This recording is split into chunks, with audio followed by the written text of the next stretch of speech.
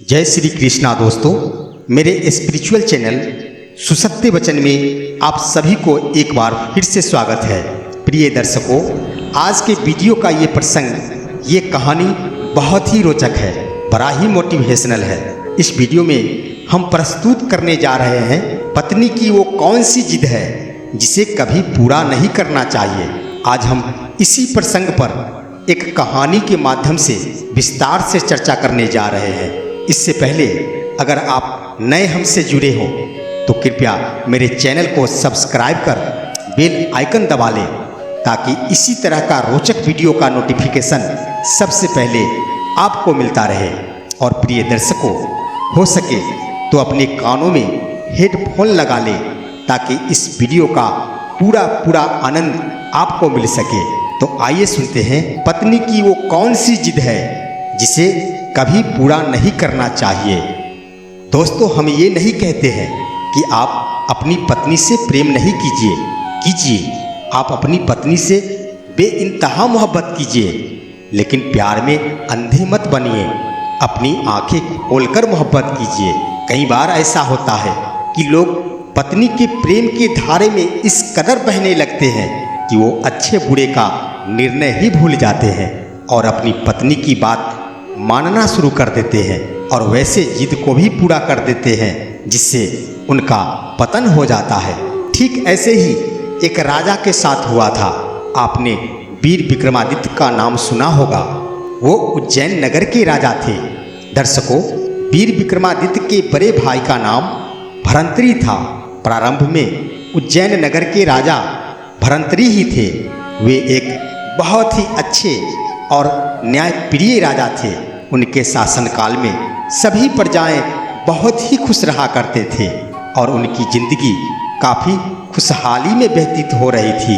एक दिन की बात है, राजा भरंतरी अपने महल में बैठकर कुछ सोच रहे थे। सोचने के क्रम में उन्होंने सोचा कि सब कुछ तो ठीक ठाक ही चल रहा है, सभी प्रजाएं भी खुशहाल भरी जिंदगी जी रहे हैं, तो क्यों नहीं ईश्वर का कुछ भक्ति कर लिया जाए। और उन्होंने योजना बनाई कि कुछ दिनों के लिए राजपाट छोड़कर जंगल में जाया जाए और ईश्वर की तपस्या किया जाए। दोस्तों, राजा भरंतरी की पत्नी का नाम रानी पिंगला था। उन्होंने रानी पिंगला को बुलाया और सारी योजनाएं बताई। भला रानी पिंगला अपने पति की बात कैसे नहीं स्वीकार करती। उन्होंने हंसी खुशी उनकी बातों को स्वीकार कर ली। अब राजा भरंतरी अपने छोटे भाई वीर विक्रमादित्य को बुलाए और बोले कि मैं कुछ दिनों के लिए महल और राजपाट छोड़कर ईश्वर की तपस्या में जंगल जा रहा हूँ। जब तक मैं वापस नहीं आ जाता तब तक यहाँ का राजपाट तुम संभालोगे, लेकिन शर्त है कि तुम्हारी भाभी माँ रानी पिंगला और यहाँ के प्रजाएं को किसी प्रकार की कोई दिक्कत नहीं होनी चाहिए। वीर विक्रमादित्य ने अपने बड़े भाई की बात स्वीकार कर ली। अब भरंतरी जंगल चले गए और उज्जैन नगर के राजा वीर विक्रमादित्य हो गए।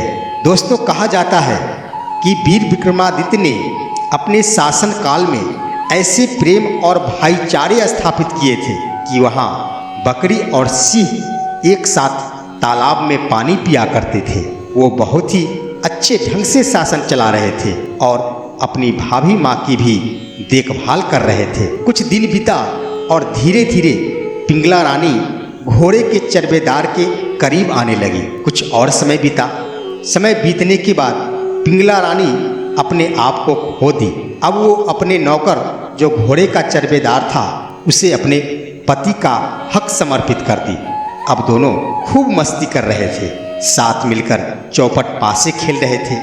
साथ ही साथ जब भी मौका मिलता तो दिन या फिर रात में खूब ऐश किया करते थे। एक दिन की बात है, राजा विक्रमादित्य अचानक अपनी भाभी के महल में पहुंच गए तो उन्होंने देखा कि पिंगला रानी और घोड़े का चरबेदार आपस में खूब हंसी मजाक कर रहे हैं और चौपट पासे खेल रहे हैं। विक्रमादित्य काफी क्रोधित हो उठे। उन्होंने घोड़े के चरबेदार को जल्द महल छोड़कर भागने का आदेश दिया। विक्रमादित्य की आदेश सुनकर चरबेदार जल्द ही महल छोड़कर भाग गया। अब विक्रमादित्य को अपने भाई की कही गई बात याद आई कि हमें तो देखभाल करने का आदेश मिला था। ये क्या हो गया? उन्होंने रानी पिंगला को समझाई कि भाभी माँ, आप ये क्या कर रहे हैं? वो घोड़े का चर्बेदार अशोक पाल मेरा नौकर है।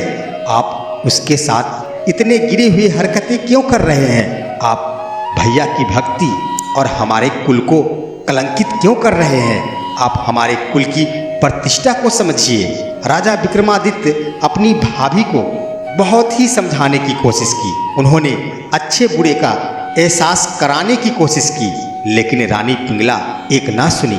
दोस्तों, कहा जाता है, आपने भी सुना होगा कि प्रेम का नशा एक ऐसा नशा होता है जो चढ़ जाने के बाद लगभग सारी जिंदगी नहीं उतरती।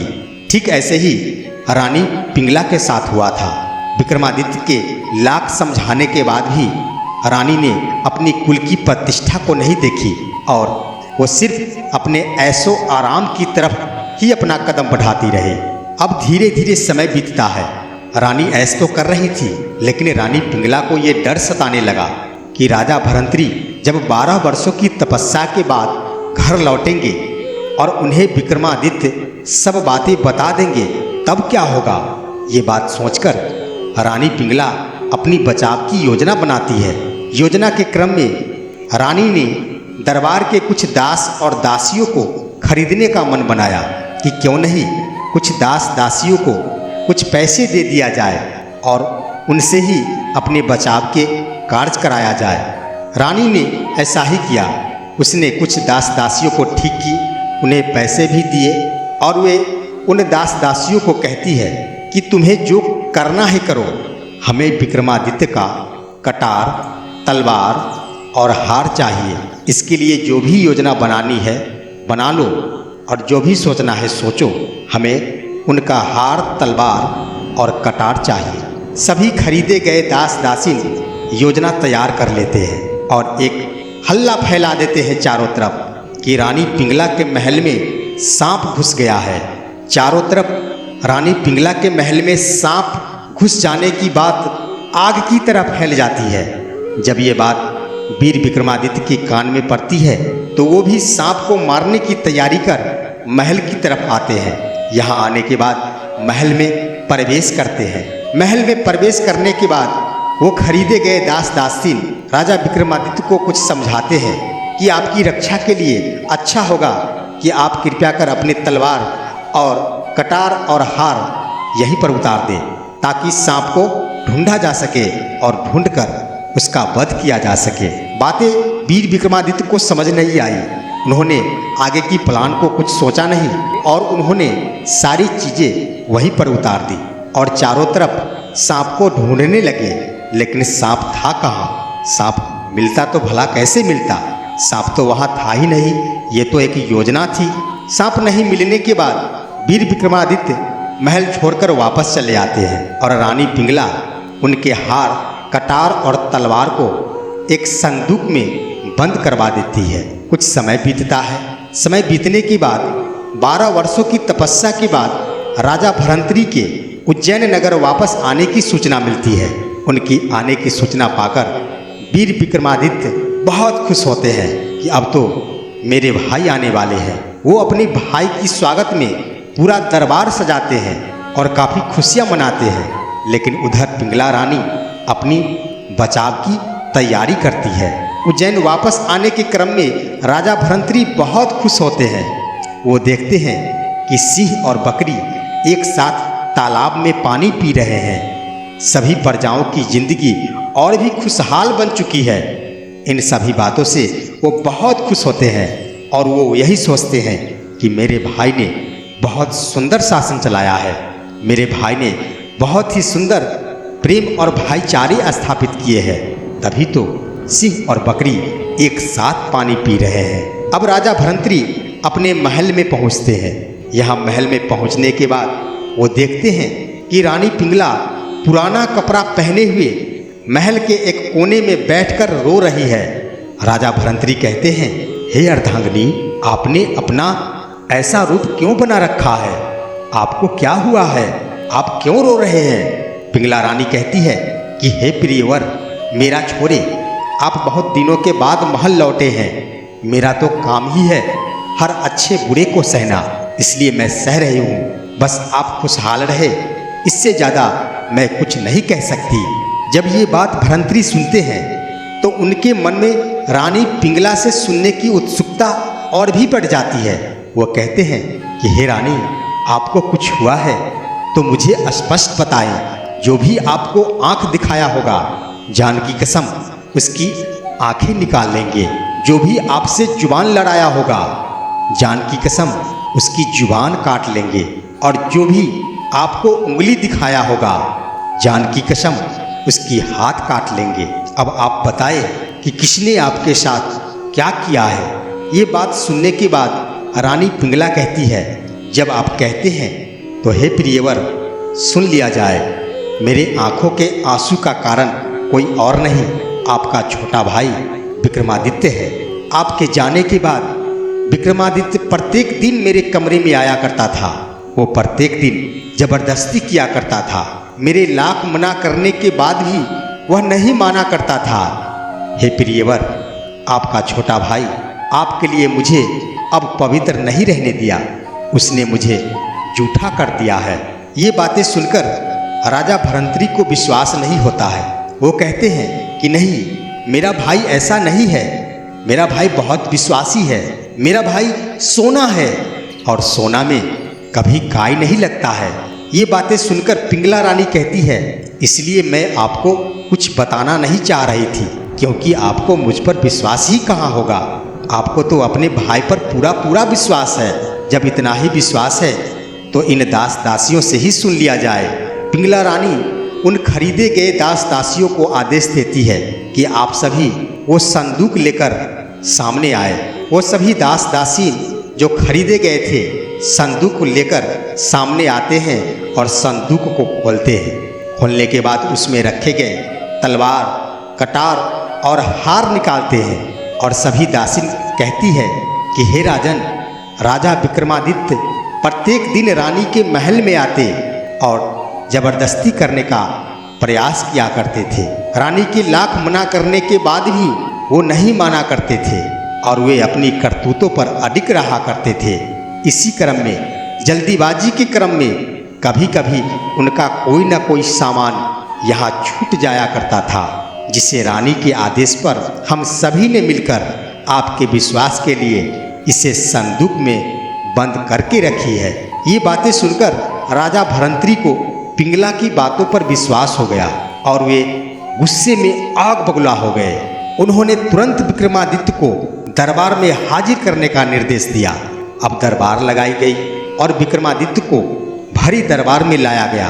राजा भरंतरी ने अपने भाई से कहा कि रानी पिंगला जो तुम्हारी भाभी है, और हे पापी, भाभी माँ के समान होती है, लेकिन तुमने रिश्ते को कलंकित कर घोर अपराध किया है। इसके लिए तुम्हें बड़ी से बड़ी सजा मिलेगी। और राजा भरंतरी ने भरी सभा में मार कोड़े से विक्रमादित्य को लहूलुहान कर दिया। विक्रमादित्य ने रानी पिंगला की प्रेम प्रसंग के बारे में इसलिए कुछ नहीं कहा कि भरी सभा में कुछ बोलने से उनकी भाभी माँ की ही इज्जत जाएगी। वो सिर्फ इतना कहते रहे कि भैया, आप भी मेरे पिता के समान हैं, आपको मुझे जो भी सजा देना है दीजिए, लेकिन हे भैया, मैं इतना कहूँगा कि मैं निर्दोष हूँ। लेकिन राजा भरंतरी विक्रमादित्य की बातों पर विश्वास कैसे करते? उनके मन को उनके धर्म पत्नी ने जो मोह लिया था। राजा भरंतरी रानी पिंगला से कहते हैं कि आपकी खुशी के लिए मैं कुछ भी कर सकता हूँ, बताओ इसे कौन सी सजा दी जाए। रानी पिंगला तो चाहती ही थी कि विक्रमादित्य की मौत हो जाए तो मेरा पाप ही पूरी तरह से छुप जाएगा। इसलिए उसने कहा कि इसे मौत की सजा दी जाए। राजा ने सैनिकों को आदेश दिया कि विक्रमादित्य को गधे पर बिठाकर राज्य की सीमा से बाहर ले जाया जाए और उसे फांसी पर लटका दिया जाए। सैनिकों ने मिलकर वैसा ही किया। विक्रमादित्य को गधा पर बैठाकर राज सीमा से बाहर किया गया और फांसी की तैयारी की गई। फांसी देने वाले सैनिकों में से कुछ ऐसे सैनिक थे जो विक्रमादित्य के कार्यशैली से काफी प्रभावित थे। उन्हें विक्रमादित्य पर पूरा पूरा भरोसा था। इसलिए उन्होंने कहा कि हे विक्रमादित्य, आपको मैं फांसी पर नहीं लटकाना चाहता हूँ। आप एक काम करें, आज आप प्रण कर लें कि मैं दोबारा उज्जैन नगर में कभी अपना कदम नहीं रखूँगा और आप कहीं दूर चले जाएं। हम सभी भी राजा भरंतरी के पास जाएंगे और उन्हें कह देंगे कि हम लोगों ने फांसी दे दी है। विक्रमादित्य ने उन सैनिकों की बात मान ली और उन्होंने यही किया और वे जंगल की तरफ चल पड़े। सभी सैनिकों ने भी वही किया और वे राजा भरंतरी को आकर बोल दिया कि हे राजन, विक्रमादित्य को फांसी की सजा दे दी गई है। प्रिय दर्शकों, ये कहानी और भी बहुत लंबी है। इसका दूसरा एवं अंतिम भाग अगले वीडियो में हम प्रस्तुत करेंगे। ये वीडियो अगर अच्छा लगा होगा तो लाइक और कमेंट जरूर करेंगे। फिर मिलते हैं इसी कहानी का अगला भाग लेकर। तब तक के लिए जय श्री कृष्णा।